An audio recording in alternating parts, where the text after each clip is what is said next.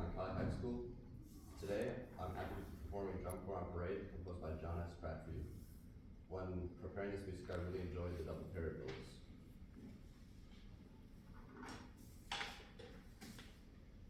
Okay.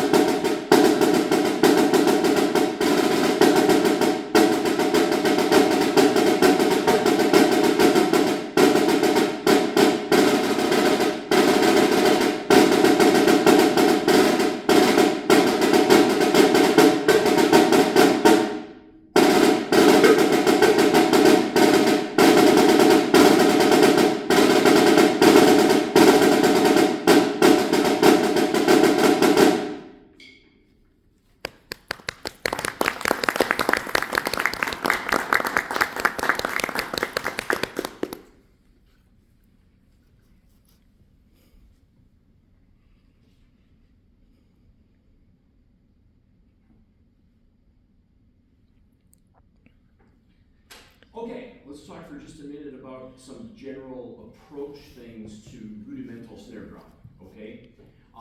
First of all, great to see you come in using an actual rudimental snare drum, okay? And I get the fact sometimes, somebody might be at a school where they just don't have marching snares, and they're forced to have to prepare the piece on a concert drum, but obviously that's the right thing to be doing. Yeah. Now that said, what stick are you using? This is an SD1. Yeah, that's what I thought. And that's a beautiful concert snare drum stick, okay? And SD1 just works great for most concert playing that we do. And that's what it was really designed for, okay? So again, now on that drum and for this style, a more appropriate stick would be helpful. It's going to give you a better sound quality out of the drum. The SD1's going to sound a little thin on a deep drum like that, and especially a high torque drum, okay? So you're going to get it a little more pop, and actually once you get used to the larger stick, it's going to make your ease of playing better. Oh. The stick will do more of the work for you, Alright. okay? Yeah, I chose Now- this stick because it was lighter.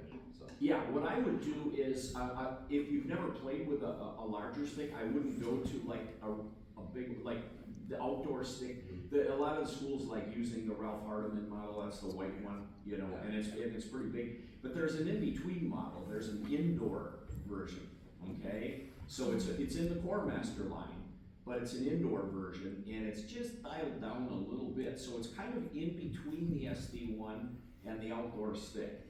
Very similar design, got a nice balance and weight to it, okay? So I'd recommend maybe checking out a pair of those, that would probably work nicer. Work to keep your fingers curved underneath a little more. You're tending to pull out a little bit, yeah. And again, what that does is it forces a lot of the gripping tension into the pivot point. So when you bring these down, all of these tendons and muscles relax a little more, and you're able to grip firmly, but you're not tensing, see, okay? Again, that allows the stick to move more freely. It's gonna do more of the work for you, okay? And again, the more work work you can get the stick to do, right? Okay, good. Now in this style of playing, you wanna work for a really clean, open sounding roll, okay? So we have to get rid of any little buzzing sounds that come up in there, all right? Just that nice, you know, okay? I like to call it the machine gun sound, okay? Yeah, you gotta, you know, so a really, really good double bounce, very clean. And throughout the dynamic range, doesn't matter if it's soft or loud, it doesn't matter if it's a 5 or a 3 measure long roll, you know, they all should have that kind of sound. So, tempo could be just a bit brighter. It is marked at 120, okay? So again, the closer you get it to that, the more appropriate it's gonna sound, okay, in terms of what he wrote. More separation between those 3 dynamic levels would be nice, okay? Because we really only have 3, right? Yeah. And there's no soft, he doesn't go below mezzo. Yeah. So it's, you know, you got MF, you got F, you got FF, so don't be afraid to put Alright. a little more distance. Okay. Yeah, it's gonna help, it's gonna create, you know, some neat effects in there. Other than that, yeah, just basically keep working on your rudiments, Right. obviously for control. Some of the flam rudiments you're struggling with a little bit, you know, those are harder. That little jet, that's a cool little section, but it's not easy, Yeah. you know?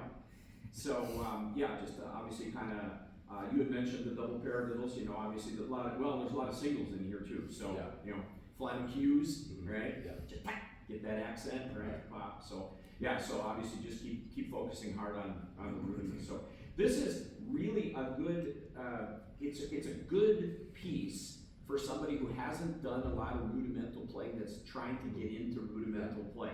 Because it lays out a lot of the important things, but he doesn't do it in like an over the top way. Yeah. You know, it's playable, it's a playable piece, you know, so that's the nice thing about it. Good. All right, thanks for coming in today. Yeah, thank you very much.